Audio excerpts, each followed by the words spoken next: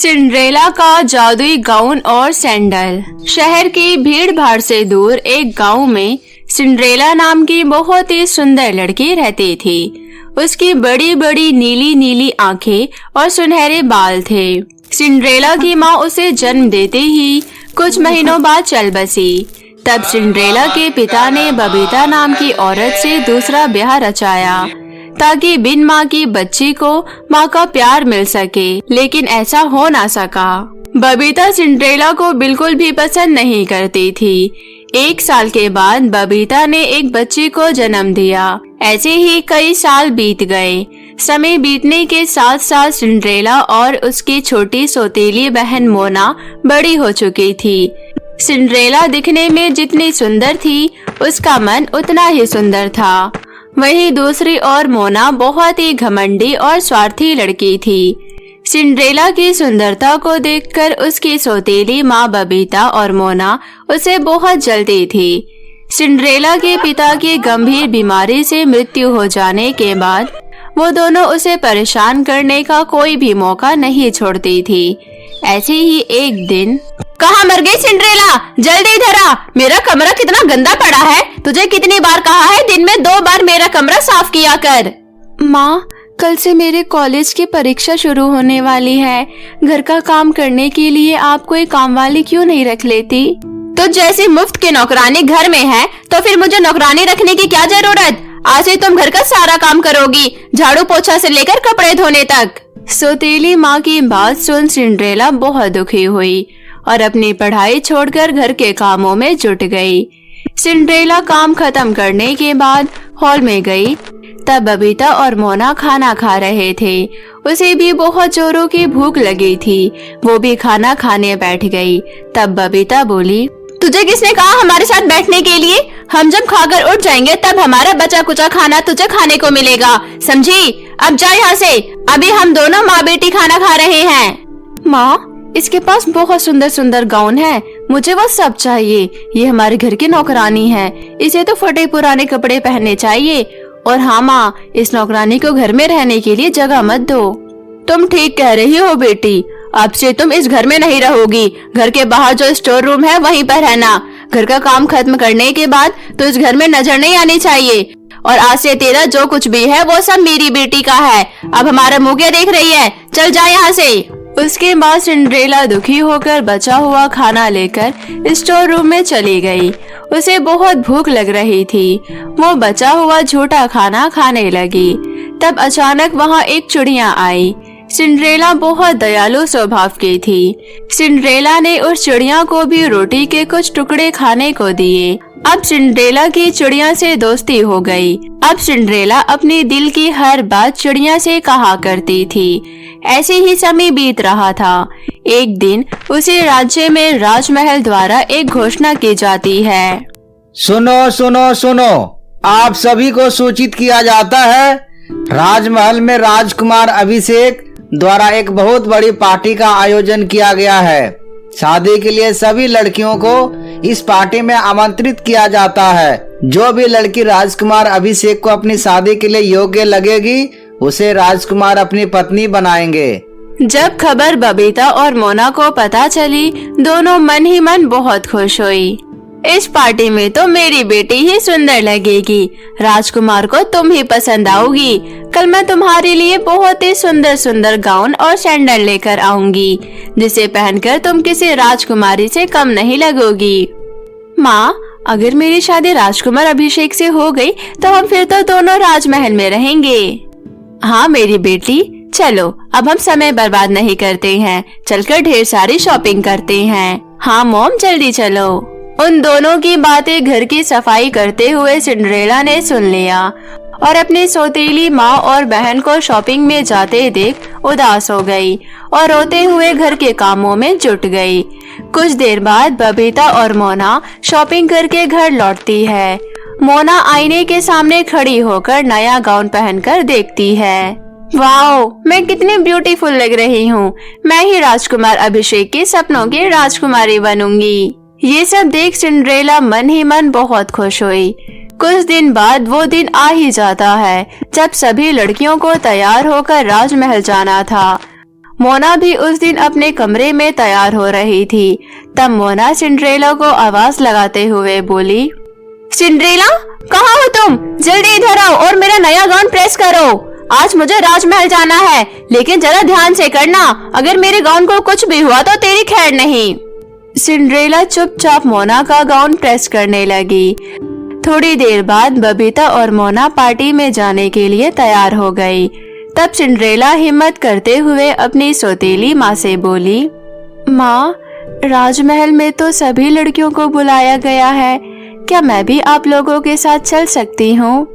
Cinderella, राजकुमार को सुंदर पत्नी की जरूरत है, नौकरानी की नहीं। वैसे भी अगर तुम फटे पुराने कपड़े पहनकर हमारे साथ राजमहल में जाओगी, कोई तुम्हें राजमहल में घुसने नहीं देगा। तो राजमहल जाकर क्या करोगी? घर में इतना सारा काम पड़ा है, घर में रहकर घर की सफाई करो, समझी? वैसे भी तेरी इतनी औकात नहीं कि तू मेरी बेटी का मुकाबला करे। ऐसा कहकर दोनों माँ बेटी उस पर हंसने लगी और पार्टी में चली गई। उन दोनों के चले जाने के बाद सिंड्रेला बहुत रोती है। मैं पार्टी में क्यों नहीं जा सकती? अगर मेरे माता पिता जिंदा होते तो मेरे साथ ऐसा कभी नहीं होता। मैं भी सब लड़कियों की तरह पार्टी में जरूर जाती। मेरे माता पिता मेरे लिए भी सुंदर गाउन लेकर आते। काश मैं भी पार्टी में जा सकती। ये कहते हुए सिंड्रेला रो रही थी। तभी अचानक स्टोर रूम में चारों तरफ रोशनी हुई। तब उसके सामने वही चिड़िया आई और वो एक सुंदर सी परी में बदल गई। मेरी प्यारी सिंड्रेला, रो मत, तुम पार्टी में जरूर जाओगी। मैं वही चिड़िया हूँ, तुम्हारी दोस्त। दरअसल मैं एक परी हूँ, पर तुम चिंता मत करो, सब कुछ ठीक हो जाएगा।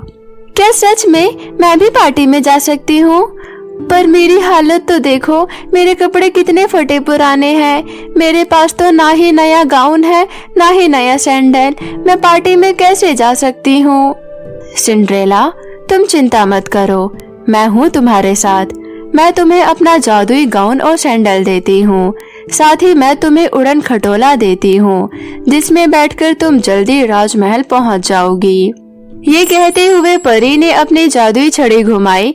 तब उसके सामने जादुई गाउन और सैंडल प्रकट हुआ। सिंड्रेला जादुई गाउन और सैंडल पहनकर खुशी से झूम उठी। तब परी सिंड्रेला से बोली, सिंड्रेला, तुम बहुत ही सुंदर लग रही हो। अब तुम पार्टी में जा सकती हो, लेकिन एक बात का ध्यान रखना, मेरा जादू सिर्फ 10 बजे तक ही चलेगा। 10 बजे से पहले तुम्हें वापस लौटकर आना होगा। 10 बजे के बाद तुम अपने पुराने रूप में आ जाओगी। सिंड्रेला परी की बातें ध्यान से सुनती है। फिर वो उड़न खटोले में बैठकर राजमहल के समीप पहुंची। जैसे ही सिंड्रेला ने राजमहल में प्रवेश किया, महल में आए सभी लोगों की निगाहें सिंड्रेला पर टिक गई। पार्टी में आई उसकी सौतेली माँ और बहन उसे पहचान नहीं पाती। तब राजकुमार अभिषेक की नजर सिंड्रेला पर पड़ी। सिंड्रेला को देखते ही राजकुमार उसे अपना दिल दे बैठे। वाओ, कितनी सुंदर लड़की है। मेरे सपनों की राजकुमारी मुझे मिल गई। चलो चलकर उससे अपने साथ डांस करने के लिए पूछता हूँ। ये कहते हुए राजकुमार सिंड्रेला की तरफ बढ़ने लगा।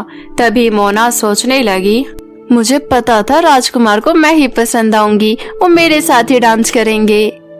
ऐसा मोना सोच रही थी। तभी राजकुमार सिंड्रेला के पास गए और उससे बोले, हे सुंदरी, क्या तुम मेरे साथ डांस करोगी? राजकुमार की बात सुनकर सिंड्रेला मुस्कुराते हुए हाँ कर दी। फिर दोनों ने काफी देर तक खूब डांस किया। ये देख उसकी सौतेली माँ और मोना मन ही मन जलने लगी। डांस करते करते सिंड्रेला को पता ही नहीं चला 10 बजने वाले हैं।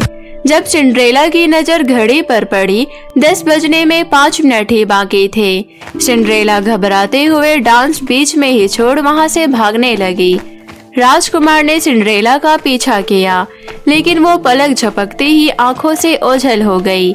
भागते भागते जल्दबाजी में सिंड्रेला की एक सैंडल राजमहल में छूट गई।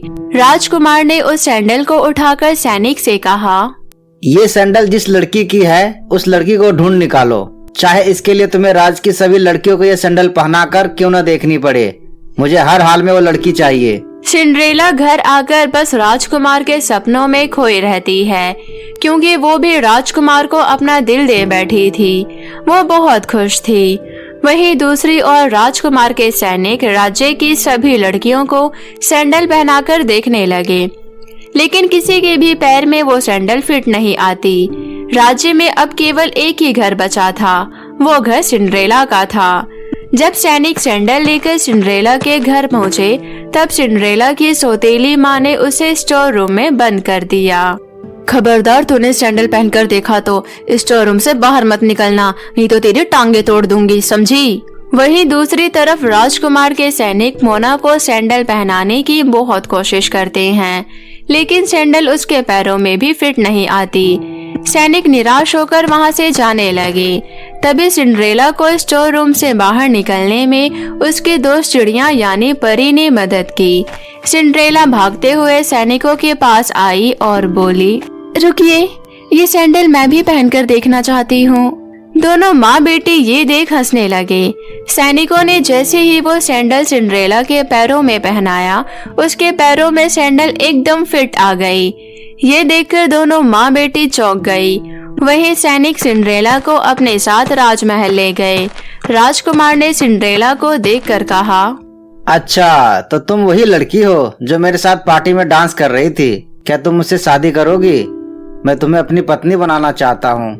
राजकुमार की बात सुनकर सिंड्रेला शर्माते हुए शादी का प्रस्ताव स्वीकार कर लिया। फिर दोनों की बहुत ही धूमधाम से शादी हो जाती है। सिंड्रेला राजकुमार के साथ राजमहल में खुशी खुशी जीवन बिताने लगी। वहीं उसकी सौतेली माँ और बहन दोनों हाथ मलती रह गई।